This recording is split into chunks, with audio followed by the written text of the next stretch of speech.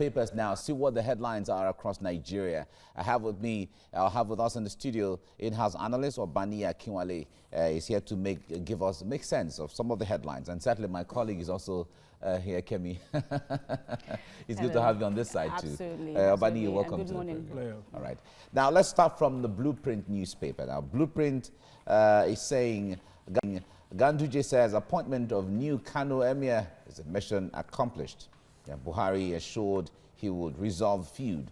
Abdul Salami is revealing this. I don't interfere in state affairs, as the presidency is quoted as saying this. And KwankwasO to Buhari, you are behind Sanusi's travails. Deposed monarch lodged at council chair's residence. And Erufai gives Sanusi second job, now State University Chancellor. All right, that's on Blueprint.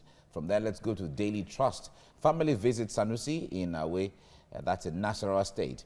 And the presidency tackles KwankwasO, says governors can remove monarchs. And politics has destroyed our valuable tradition. Northern Elders is quoted as saying this. And Kano government denies banishment as Sanusi goes to court today. New Kano Emir weeps. You find all that on the front page of the Daily Trust. Now, Daily Times is the next one. That's where we go next. And the presidency, Kwankwaso bicker over Sanusi's ouster. And Buhari played no role in ex-CBN governor's dethronement as Kano Emir, as the presidency is quoted as saying this. And president ordered Sanusi's sack, says Kwankwaso, and Sanusi's removal purely Kano affair. Ganduje replies, ex-governor. You find all that on the front page of the Daily Times. Kemi has the rest. Yes, Mike, indeed. Well, the papers I have here are towing a different line from all the lead stories you've just read out. Beginning with leadership here with me, it's leading with coronavirus.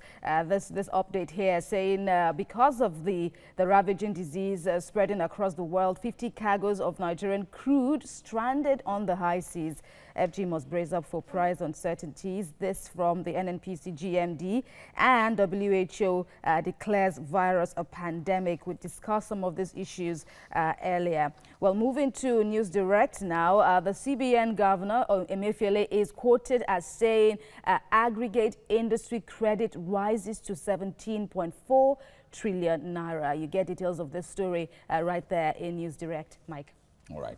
Now, let me bring me in here. Most of the papers are still talking about the fallout of the dethronement of Muhammad Sanusi II, the Emir of Kano.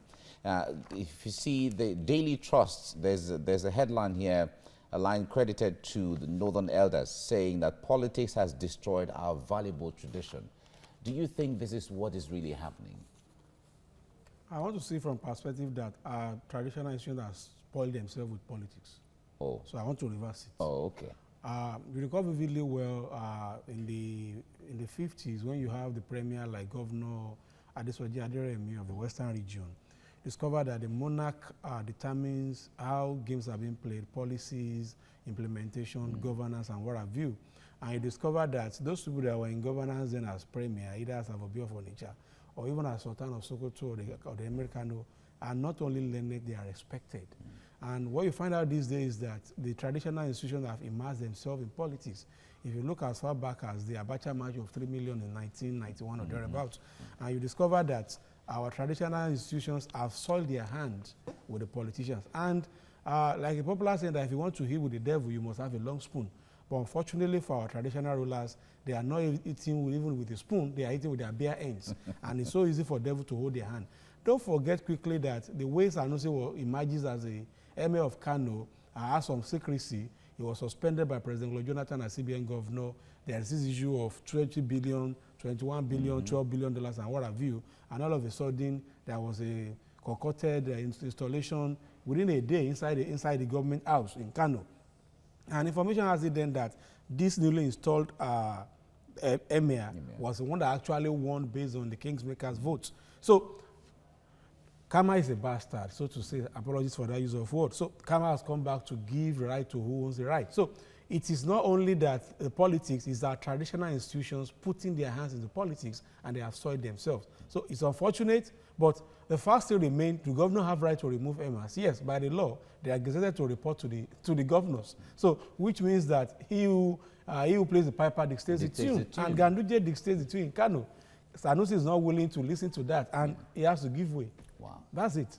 And, well, as part of the other developments in this whole saga, we've seen the presidency alleged involvement, so to speak, in the sack of the former emir, and, you know, all that has happened since then. But one rather point came out in the president's response to the whole allegation, this time around by the former governor, Kwankwaso.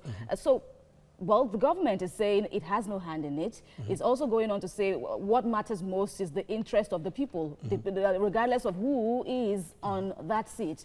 What do you have to say about all of this? Is there really salt to this? Does it really matter? So there are school of thoughts that says the Northern Elite is already scheming and planning for 2023. But let's not throw the baby and the bathwater away. In 2014 or 15 or thereabout, when Governor Mimiko removed the Jovakure, was presidency involved? So sometimes we play emotions. The question is, has former governor of Central Bank, the deposed of His Excellency Governor Sanusi, ran foul of Kano State emirate law? Absolutely, yes. You could see the chief of staff to the governor was saying that the problem started in 2014 before elections. And no, 2017, when the then emir went all out on the governor and said it means priority of 1.2 billion light rail project in Kano. Now, the question is this. We are all fighting for independence of the three tiers of government. But each time there is a problem in a state, the question comes that why can't the president interfere? Yes. So it means that on one hand, we are asking that let's have a proper federating unit. At the other hand, we are saying, let the governor, let the president interfere in state affairs. So either the president is aware or is not aware, is immaterial. The question is that, is the law allowing the governor to take those actions? Yes. And is the law allowing Sanusi to appeal those actions of the governor if he ran ultra via the law? Yes. So let everybody go to law and go and play out what happens. All right. The report says that his lawyers will be in court today after all. So let's wait to see how that plays out. We hope Supreme Court will not bill him for also coming to court. Well, he just said it's his right. He just absolutely. We will not, because Supreme Court is now opportunity to penalize lawyers. The learned one is here, so I guess this doesn't get. I hope he will not get. You even said it that it's still a long walk now to that stage. It's a long walk to justice, as you pay. That's all right. Thank you very much, Obaniyi Akinwale. Thank you so much. And Kemi, my colleague, thank you so much. Thank you, Mike. Today in Nigerian newspapers, to review the stories with me, I have in the studio Dr. Dane Kere, a lecturer from the University of Lagos, and in-house analyst Obaniyi Akinwale. Good morning to you both, gentlemen, and thank you for making it today to join us. Indeed, let's begin straight away with the Blueprint newspaper, which is leading with the developing story following the dethronement of the former emir of Kano, Sanusi. Well, now appointment of new Kano emir, mission accomplished. This is from Ganduje. Buhari assured he would resolve feud. Abdul Salami quoted there. The president also going on to say he doesn't interfere in state's affairs. Further riders reads, Kwankwaso to Buhari, you are behind Sanusi's travails. Deposed monarch lodged at council chair's residence. El Rufai gives Sanusi's second job. He's now state university chancellor. That's for Blueprint. Daily Trust is next, leading with the report on the coronavirus as trouble is set to loom in Nigeria with 50 oil cargoes stranded. Lufthansa cancels 23,000 flights. CBN reacting, we are not taking things lightly. Let's check out the Daily Times, leading with the report on the presidency and Kwankwaso bickering over the ouster of the former emir of Kano, Sanusi. Buhari played no role in ex-CBN governor's dethronement, says presidency. Kwankwaso, no, president ordered the sack. Sanusi's removal purely Kano affair. Governor Ganduje there replying. To the leadership, Coronavirus still in the lead there. 50 cargoes of Nigerian crude stranded on the high seas. FG must brace up for price uncertainties. This from the NNPC GMD, and WHO has declared the virus a pandemic. News Direct is leading with this report also by the CBN Governor Emefiele that aggregate industry credit has risen to 17.4 trillion naira.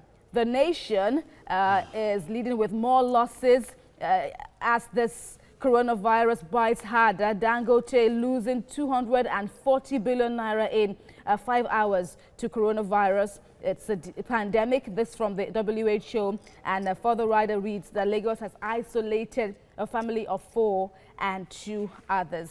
Finally, at this time, the presidency insists that the president had no hand in Sanusi's dethronement. As president commends Kano people for keeping calm. Kano AG says we didn't banish Sanusi to Nassarawa. Then Kwankwaso, former governor of the state, is saying that the dethronement of Sanusi is an embarrassment to the world. Bayero has since thrown as emir of Kano. We're solidly behind Sanusi. This from the wife of the former president of South Africa, Graça Machel, and Sanusi appointed chancellor of the Kaduna State University. Gentlemen, so much on our plate, but let's focus on this implication of the coronavirus biting harder now.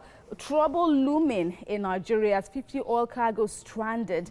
Doctor, let me begin with you. How do you view this report? How do you view this development, the effects of corona spreading wider? Yeah, that's why it's called a pandemic now, the rate at which it's spreading. Now, but the implication, obviously, you know, considering China as a major economic bloc, you know, China is one of our, you know, biggest, trade partners. And not just Nigeria, all over the world, China is at the heart of economic activities in most parts of, you know, even the developed economies.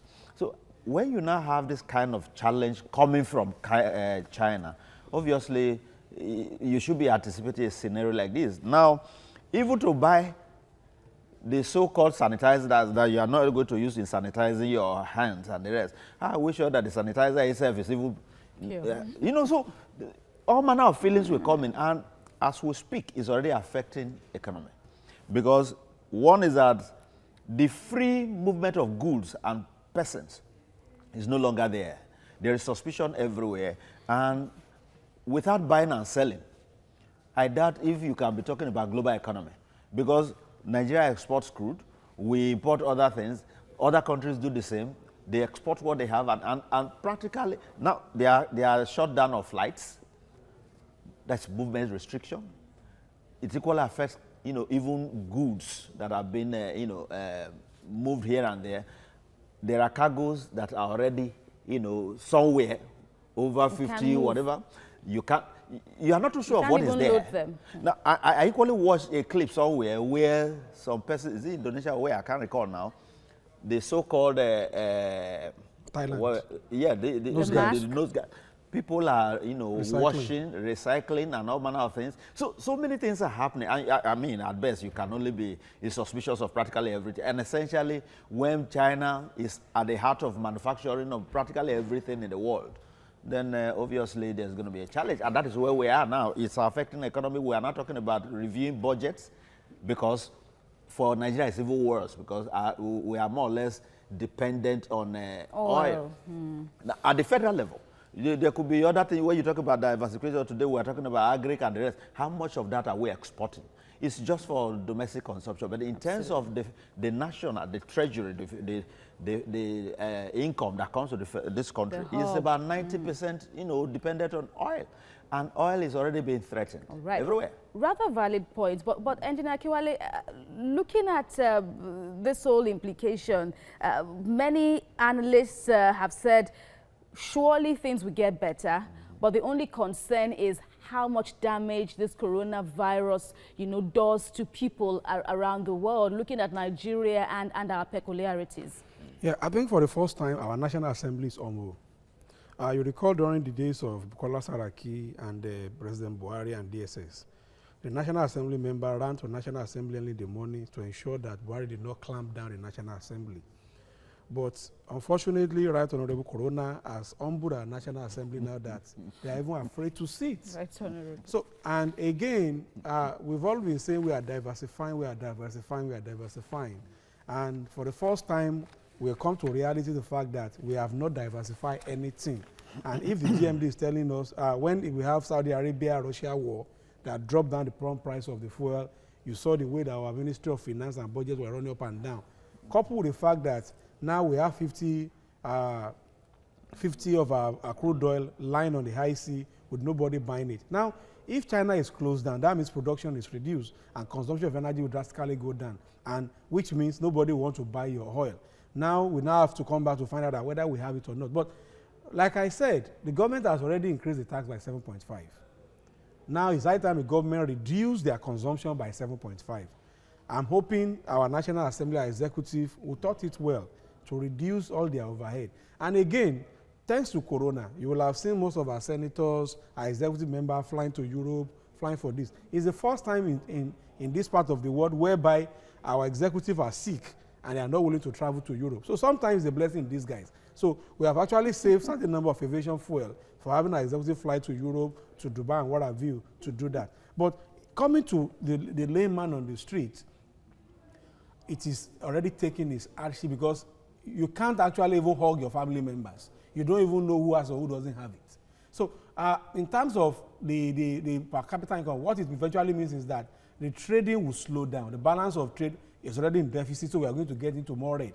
And what government in Senate climb do is to ensure they create the mitigation of how to mitigate this. But in our own climb, what is in our papers?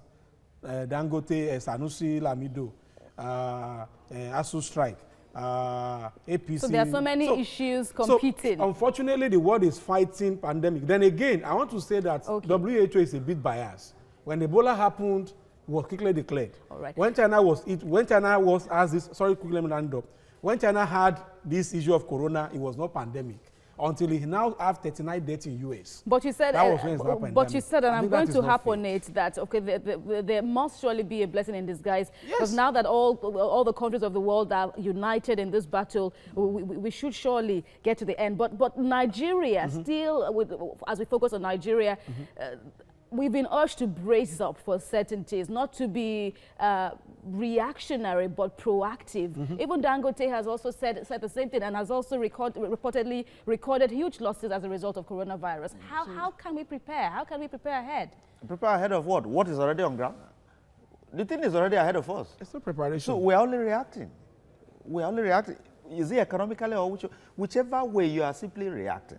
Because you already know that a day will come where there will be challenges to your finances. So if you are waiting for that day to come before you begin to strategize, then you are reacting. You are not, proactive. If it's about the medical condition of the challenge of coronavirus, we are equally reacting. So far, how many centers we have where this issue can actually be addressed in terms of testing and even treatment? How many? Thank God, we're not really thanking God, but at least it's good that it happened in Lagos, because if it had happened in so many other places, I'm telling you, it would have spread far wider. True. Because Lagos, with the experience of Ebola, yet to a large extent, they've been able to, they were able to deal with that issue, and they are using the same experience to handle this one. But I can guarantee you that we are not prepared for anything. So talking about proactiveness, I think it's a misplaced word now. What we should be doing, how do we adequately address the word that is already on hand? That is the issue. Then it is equally good that it has prevented people from, those who ordinarily would have, whether they are sick or not, want to take the pleasure of just visiting foreign hospitals. They now know that corona is even more threatening there than here. So you rather die at home than go and they've even talked about, okay, let's even patronize our own tourism centers here in Nigeria. We must prepare in this instance. So we begin to equip our hospitals. Let's equip our medical facilities so that, I mean, what pleasure does it really give you that you have headache, you have whatever, you now have to fly in the name of status or what? Sometimes we don't really look at the challenges we could have in the course of that, flight and the rest of it. Although so many of them have resources to even hire, ambulance jets and the rest of them, so that they could be getting, treatment within. But then, all right. Unfortunate thing is that some of the governors will tell you that they have state-of-the-art, facility. Dr. Ikere, let's rest at this point. I appreciate your contributions as well as that of Engineer Obaniyi Akinwale here. Thank you to you both very much for your contributions on the program. Thank you. Get into the papers now, see what the headlines are. I have with me in the studio Dr. Ikere from the University of Lagos, as well as Obaniyi Akinwale. Gentlemen, nice to see you both. Good morning. Thank you. Great. Now, Blueprint newspaper is where we start from. Ganduje says appointment of new Kano Emir mission accomplished. That statement was credited to him. Now, Buhari assured he would resolve feud. Abdulsalami is saying this, and I don't interfere in state affairs, as the president is quoted as saying this. KwankwasO to Buhari, you are behind Sanusi's travels. Deposed monarch lodged at the council chair's residence. And El-Rufai gives Sanusi second job, is now the State University Chancellor. Okay, all that on the front page of the Blueprint. Daily Trust is focusing on the same thing. Something else. Coronavirus, trouble looms in Nigeria as 50 oil cargoes stranded. Lufthansa cancels 23,000 flights. We're not taking things lightly. There's a CBN is saying this. Okay, all that on the coronavirus and spiral effect on economies across the world. From there, let's go to the Daily Times. And back to the Kano issue. Presidency, Kwankwaso bicker over Sanusi's ouster. Buhari played no role in ex-CBN governor's dethronement as Kano Emir. The presidency saying this, and no president ordered Sanusi's sack, says Kwankwaso. Sanusi's removal purely Kano affair, Ganduje replies, ex-governor. All right, from there, let's go to the Leadership newspaper, and it talks about the coronavirus. 50 cargoes of Nigerian crude stranded on the high seas. The federal government must brace up for price uncertainties, says NNPC GMD. And WHO declares virus a pandemic. All right, from there, let's go to News Direct. Aggregate industry credit rises to 17.4 trillion naira. As the CBN governor, Godwin Emefiele, saying that. And the Nation newspaper says Dangote loses 240 billion naira in 5 hours to coronavirus. WHO declares COVID-19 a pandemic, and Lagos isolates family of 4 and 2 others. Okay, from there, Vanguard is the next one, and he says the presidency is saying Buhari has no hand in Sanusi's dethronement. As president commends Kano people for keeping calm. We didn't banish Sanusi to Nassarawa. Kano Attorney General is saying this. And Sanusi is global citizen. His deposition an embarrassment to the world. Kwankwaso is saying this. And Bayero ascends throne as Emir of Kano. We're solidly behind Sanusi, says Graça Machel, as a former First Lady of South Africa. Sanusi appointed Chancellor of Kaduna State University. All right, why I couldn't save Sanusi by Buhari. This is on the Guardian newspaper. Kwankwaso knocks president over alleged complicity. And Kano government not behind former emir's detention. El-Rufai offers fresh appointment to deposed monarch. And new emir, Aminu Adobayero, receives staff of office. Okay, all of this on the front page of the Guardian. Now, we have seen how the turn of things are when it comes to the stool of the emirate in Kano. Yeah. And it's quite dramatic the way it turns out. But however, we've seen a lot of support from across the world for Muhammadu Sanusi II, who is first of all a very intelligent economist and someone who is considered a technocrat in all respect, if you see him from that window. Obani, let me come to you on this. Now, he has received 2 appointments so far. Are we seeing the likelihood of more appointments? Are these a signal to the fact that if he gets his case in court where he will not be in detention, or he'll be a free man? Are we seeing more appointments across the world? I think the highest level of hypocrisy was displayed by His Excellency Governor Nassarawa State of Kaduna State. You recall hypocrisy? Hypocrisy. Why would you say that? Hypocrisy with a capital H. You recall vividly when El-Rufai was the minister for FCT, he deposed the emir of Abaji in FCT because he's violating the laws of FCT, and he has a right. And again in 1981 or 82 or thereabouts, the then governor of Kano State, Abubakar Rimi, said Emir of Kano is just a public servant, and the Emir of Kano is the same as 8 other emirs in Kano State. So for somebody that removed an emir in FCT to now quickly appoint another emir, and again, not minding the fact that Kano Kaduna, they share Northwestern Governors Forum or what have you. So it shows that it's just playing to the gallery. And for me, appointing Sanusi as chancellor and removing another person as chancellor has been there for 1991. Don't you think it's a slap on that person that was removed? You are appointing somebody as a vice chairman of Kaduna Investment. All of a sudden, you appointed him. Is only Sanusi Lamido the eminently qualified person? Are we saying the whole of Kaduna State, there is nobody that's eminently qualified to be on those positions? So sometimes our politicians play to the gallery, and this is the least expected from a scholar like Governor Nassarawa Rufai. So for me, if Rufai, the greatest thing I think Governor Rufai can do for us to know that he strongly has affection for the person of Governor Sanusi, for him to resign and appoint His Excellency, the former Emir of Kano, as the governor of Kano State. So at that point in time, we understand that, yes, Rufai is actually sympathetic. That would be a challenging task because it's just a drama. Well, Dr. Ekere, yeah. We have seen, for instance, Graça Machel, the former widow, or the widow of former South African President Nelson Mandela, former First Lady, is ramping up support for Muhammadu Sanusi. And in South Africa, for instance, we see them appoint Ngozi Okonjo-Iweala as head of Economic Council in that country. Are these all signals to days ahead for a Sanusi that the world sees as someone who is competent to run economies and stuff? Well, in a way, but I don't think those appointments would do anything to the issue of litigations that are being initiated, because it's going to be squarely within the laws of Nigeria. Although I don't have any issue with, for Sanusi as an individual, it's not as if I have much pity. But then let's look at the issues, because this is a Federal Republic of Nigeria, so-called federal. Anyway, even the word federal has to be in code. But then we call it a federal, Yeah. And then the issue of the right to move and to reside anywhere.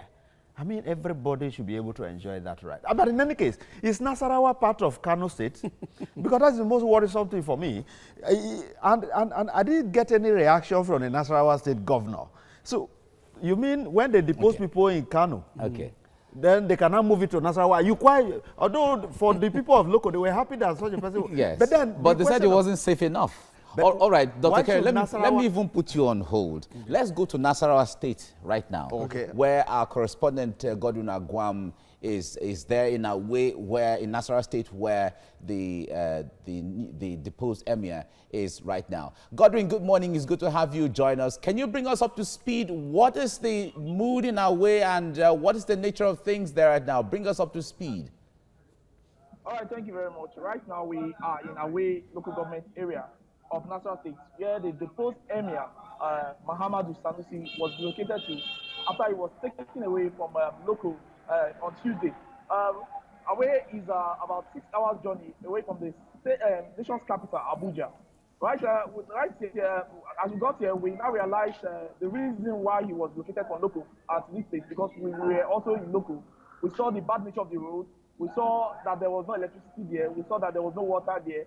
And right here, we could see that the road in a way is better off than that of local. There is power supply here, and I think there is also portable drinking water. While we approached the house of the deposed emir, we met with resistance from the security agents. Nobody can come to that area. If you look at the visuals we sent, they were trying to seize our tripod and even our camera, if not for the intervention of one or two persons who we know around that place. So right now, nobody can go around that vicinity. There's an embargo, and nobody can even approach the house where the deposed emir is currently staying. All right, Godwin, talk to us about the issues of security, because security was one of the reasons that was given as why local was also not conducive for the emir, for the deposed emir to stay. How safe is Away on the general? Well, Away is more safer than local, because local is very far from even the state capital, where we have the police, the civil defense, and other agencies, other security agencies, where their headquarters are situated. Here, Away is more, at least it's about 2-3 hours away from the state capital. Whenever there's any distress call, they can even bring in more security agents to come and create the situation. But right there in local, it was just a bushy path. The roads were not tarred, and it was very, very bad. So if there's any breach of security in that area, I'm sure it will be difficult for the security agents to intervene. But here, in a way, it's a bit better. I think the security agents can easily come in to salvage any situation in any eventuality. All right, Godwin Agwam, our correspondent in Nassarawa State, thank you very much for bringing us up to speed as to where the deposed emir is. Well, those are updates from the field there right now. Yeah. But we look forward to see how things will be, certainly things will calm down. Thank you very much. Mike, answer me. Is Nassarawa part of Kano State? Well, when now? it comes to the emirate system, it's totally a different thing. They are two different monarchy. They are two different states entirely. This is the Federal Republic of Nigeria. The governor of Nassarawa State should be ashamed that this kind of a thing is happening, because he's already an accomplice in it. Otherwise, if you are deposing people in your place, why do you bring them to my home? No. The point there is, I think keep them in your the emirate system is different from the political system. But this one, this one is Kano State. But the Kano State government, they are removed. It's not an emirate. Let's leave it here. We'll leave it, but let them hear it.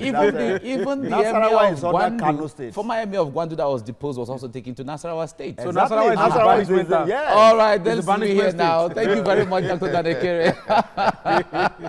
Thank you very much, Obaniyi Akinwale. Thank you so much.